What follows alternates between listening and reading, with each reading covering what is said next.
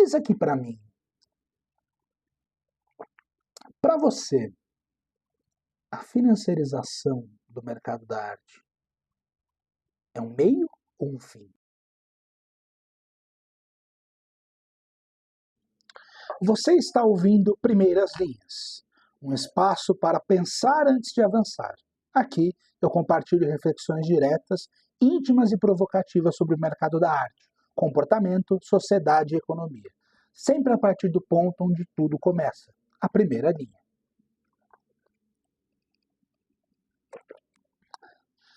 Pessoal, esse é um quadro aqui do podcast Um Economista da Arte, que ele tem aí a função de ser um quadro solo, então não devo trazer convidados ao Primeiras Linhas, pelo menos não no primeiro momento.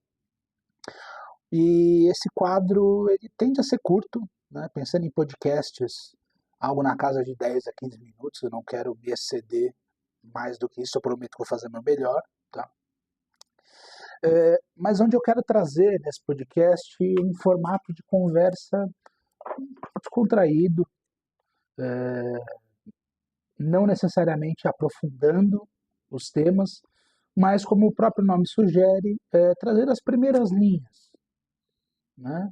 Um primeiro delineamento sobre determinado assunto, ou trazer coisas que eventualmente estão sendo debatidas, estão sendo discutidas aí com um pouco mais de propriedade nas últimas semanas, nos últimos meses, enfim, pegar assuntos que têm alguma relevância e trazer para a gente discutir aqui, tá? Então o formato ele é muito livre, você tenta seguir o mínimo possível de roteiros, além da chamada, é claro, mas fazer com que seja uma conversa. Para quem me conhece, vai ser como um bate-papo com o Thierry, e é isso que eu quero trazer para esse quadro. Tá? Então, o tema, tá, que eu quero trazer para essa primeira edição, né, para esse primeiro contato que a gente vai ter nesse formato do Primeiras Linhas, só eu e você, é sobre um tema que vem sendo muito debatido nas últimas semanas no mercado da arte. Eu quero trazer aqui uma reflexão, vou trazer o meu ponto de vista, mas eu estou muito interessado em conhecer o seu também. Art Financing é um meio ou um fim em si próprio? Por que eu quero falar sobre isso? Por que eu estou trazendo essa reflexão aqui, tá? Nesse primeiro episódio? Porque eu tenho a impressão que nas últimas semanas tem um movimento, e aí eu vou sair de perspectivas tão abrangentes para falar especificamente de um artigo, de uma referência, tá? Mas tem um movimento dentro da opinião pública na arte que tem colocado aí a discussão de art finance quase como um patinho feio, um bode expiatório, né, para o mau momento, vamos dizer assim, que o mercado globalmente vive. Eu tenho brincado nos corredores com os colegas que está na moda falar mal aí de arte como investimento, economia da arte, tudo que envolve, como eu costumo brincar sempre, essa relação que coloca a arte com um pouquinho menos de coração, porque arte sem coração não dá, né? E com um pouco mais de cifrão na mesa, né? Então tá na moda, né? Eu acho que esse tem sido o argumento central de algumas vozes do mercado da arte ao longo das últimas semanas para justificar, né, o que todos nós vimos no relatório do UBS, né, The Art Market, de 2025, que mostrou que o mercado da arte caiu, né, do ponto de vista de movimentação financeira, dos valores transacionados, o que indica um mau momento do mercado, vamos dizer assim, pelo segundo ano consecutivo, né, e girando em torno aí de 57,5 bilhões de dólares transacionados em 2024, que se a gente leva aí a termos nominais é praticamente a mesma coisa de 15 anos atrás, o que em termos reais mostra que é um mercado que, considerando que o mundo experienciou tensões inflacionárias muito maiores do que nas décadas anteriores, pelo menos as mais próximas, o mercado está decrescendo em termos reais. Bom, quem está aqui me seguindo e quem já me acompanha há algum tempo nessa caminhada, sabe a minha posição de grande incentivador da perspectiva econômica para o mercado da arte. Eu acho que o mercado da arte ganha muito quando entram agentes que não são apenas amantes da arte, mas que olham para esse mercado como o que ele é, um mercado, efetivamente. Né? Então, me causa estranheza ver esse movimento, né, esse conjunto de opiniões vindo de gente muito importante do mercado, e todas elas que têm todo o meu respeito, colocando aí a questão de art financing, e para me permitir ser um pouco mais incisivo numa definição, art financing é quando a gente fala de tratar a arte como investimento, arte como potencial aí de colateral para empréstimos, coisas nesse sentido, tá? Como o vilão da história. Em primeiro lugar, eu gostaria de dizer que quem me dera, tá, a partir da minha perspectiva, do meu ponto de vista, que art finance fosse uma coisa tão consolidada e tão colocada assim, tá? Seguramente, se nós olharmos para mercados mais estruturados, mais maduros, né, majoritariamente aí quando a gente fala de Europa e Estados Unidos, a China também, né, é impossível não colocar na equação, essa discussão de art finance certamente ela já andou mais casinhas do que o foi feito no Brasil. Mas se a gente olha para o Brasil, tudo isso é muito tímido. Né? Mas mesmo globalmente, antes de entrar numa discussão mais local, me parece estranho. Eu não consigo enxergar toda essa relevância de art finance. Tá? Eu acho que é algo que, como o artigo que eu vou mencionar aqui, foi publicado e que eu quero trazer para o centro da discussão, traz, nos últimos 25 anos, esse tema se tornou mais recorrente. Ele foi se desenvolvendo. Né? Eu diria que com mais fracassos que sucessos, por isso que me espanta. Né? Por isso que me espanta esse olhar de que algo que não pôde se espalhar, se desenvolver com tanta facilidade como eventualmente poderia ser feito em outros mercados, possa ter uma relevância tão grande para os movimentos que a gente está vendo. Tá? Há quem diga que há um novo movimento no mercado e que mesmo as formas de fruição mudaram. Eu confesso que eu seria um pouco mais conservador, um pouco mais reticente com relação a isso. Se a gente olha os números do UBS, por exemplo, em anos de eleição dos Estados Unidos o mercado tende a se retrair. E em 2024 não foi diferente. E sejamos muito francos aqui. Que ano de eleição? Não foi uma eleição qualquer. Nós não vivemos tempos exatamente comuns já há alguns anos. Então tudo isso me parece natural que o mercado sofra esse tipo de impacto. Os textos econômicos, a literatura econômica trata com muita propriedade de como o mercado da arte tende a sofrer de uma certa forma, né, com oscilações econômicas e somada à incerteza política, isso tudo tende a ter um impacto muito maior. Então, a crise que a gente vai vendo, né, que se coloca e que estava muito forte, principalmente no primeiro semestre, no segundo semestre eu tenho visto estimativas talvez um pouco mais otimistas. Eu ainda não tenho razões para crer que ela só é cíclica, que ela faz parte dos ciclos de ascensão e queda que nós estamos acostumados a ver no mercado da arte. Eu não acho, tirando essa ressalva de decrescimento em termos reais que eu trouxe, eu não vejo ainda base para a gente estabelecer aqui um novo patamar, um novo momento. Tá?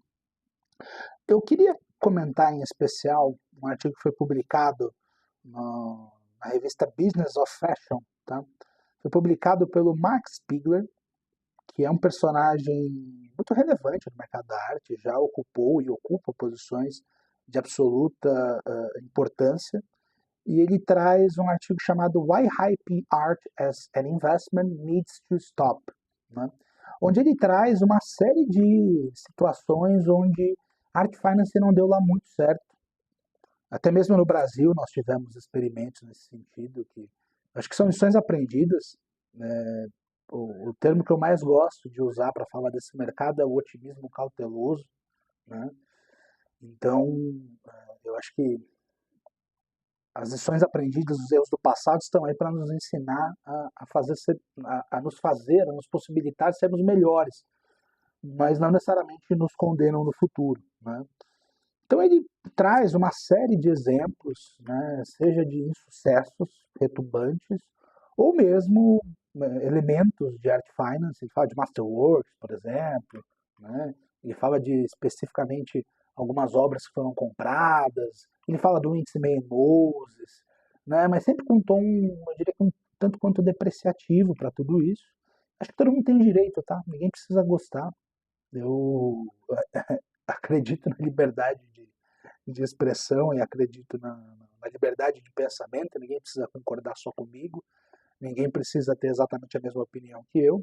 Então ele realmente traz uma opinião muito dura e talvez até muito conservadora, do meu ponto de vista, sobre essa intersecção entre arte, finanças e economia.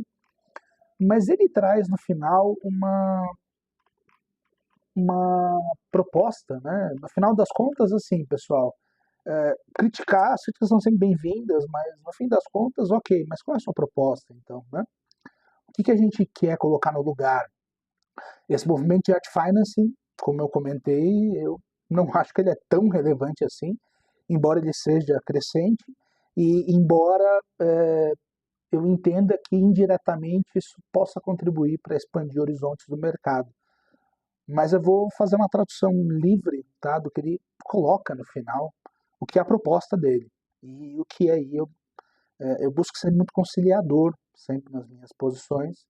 Eu acredito muito no caminho do meio, mas eu também não tenho receio de eventualmente me colocar frontalmente, de forma frontalmente contrária a algumas posições.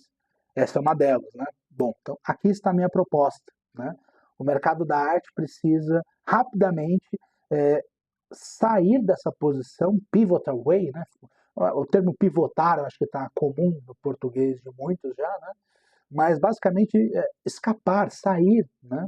Mudar essa direção de vender arte como um ativo e ir à direção de vender arte como um colecionável instagramável, com prazer sapiosexual para os ricos e que aqueles que têm o QI mais alto. Para quem se excita sobre cultura, ideias complexas, acesso a artistas e a possibilidade de sinalização de tudo isso. Pessoal, eu não vou ser aqui também o douto, eu não vou ser poliana, né, de ser ingênuo. Como assim defender a arte como sinalização? Não, eu falo disso nos meus cursos, eu falo disso no meu trabalho, eu falo disso nas minhas aulas. A arte sim é um elemento de sinalização, isso aparece na literatura, né, um elemento de consumo conspícuo, né, que é esse consumo que de alguma forma sinaliza um pertencimento social. Eu não quero negar nada disso. Pelo contrário, eu acho que a gente parte desse lugar para projetar o que acontece com o mercado na sequência. A minha grande preocupação aqui é que essa proposta, né, e eu não quero de forma nenhuma trazer uma implicação de que todo mundo que critica Art Finance necessariamente concorda com isso. Eu estou falando especificamente desse artigo. Eu trouxe um contexto geral, né, de crítica à Art Finance, que todo mundo tem direito de fazer. Já disse que eu não acho que é tão relevante assim, gostaria que fosse, mas eu estou pegando especificamente esse artigo e essa proposta. Não me parece ser aquilo que o mercado e os agentes desse mercado querem. E aí eu vou trazer para onde eu tenho dados, onde eu tenho aqui uma base um pouco mais sólida para me posicionar. Acho que o mundo está cheio de análises baseadas em feelings, né, em sentimentos, em sensações. Nada contra, até porque eu gosto muito de economia comportamental, que não negligencia essas coisas. Mas quanto mais próximo de dados, ainda mais um mercado tão carente de informação como é o mercado da arte, quanto mais próximos de dados nós estivermos, eu tenho certeza que a gente consegue tomar melhores decisões. Então, olhando especificamente para o Brasil, no relatório anual Arte Análises do ano passado, do programa Arte Análises, que eu conduzo junto com o Alexandre Espínola, a gente percebeu, né, isso está registrado ali na opinião dos galeristas, aí uma intenção de mais movimentos pró-mercado, como o reconhecimento de networking, com maior participação em feiras, né? Os números desse ano ainda não saíram, mas eu posso falar aí, de forma geral, que essas tendências se reforçam, né? Quando a gente vai olhar para a foto global, né? Tanto o relatório da Art Basel, né? Quanto o relatório da Deloitte, se preocupam com esse aspecto de expansão do mercado, de novos compradores. Então, esse movimento me parece conservador demais e me parece também não ser exatamente aquilo que os próprios agentes do mercado, que fazem o mercado, querem de fato. Então, eu fiz uma pergunta um tanto quanto filosófica no começo aqui da minha fala, se Art Finance é um fim ou é um meio, né? E para mim, Art Finance é um meio, naturalmente é um meio. É um meio para que o mercado possa crescer, é um meio para que mais pessoas possam acessar esse mercado, não só para uma perspectiva pura e simples de que eu adoraria a democratização da arte, que eu pessoalmente adoraria, mas entendo que isso é saudável também para quem vive desse mercado e participa dele. A expansão, que esse mercado consiga resolver as suas falhas, eu posso falar delas aqui em outro momento, que eu prometi 10 a 15 minutos, já estamos em 16, né? Isso só do Thierry falando. Enfim, acho que esse era o ponto que eu queria fazer. Essas eram as primeiras linhas que eu gostaria de tecer sobre essa discussão que, a meu ver, tem ressoado bastante no mercado nas últimas semanas. De Art Finance oscilando entre patinho feio e bode expiatório para a crise global. Né, para a crise global, acho que eu usei um termo muito forte, né, mas talvez para esse mau presságio, para esse momento que o mercado atravessa.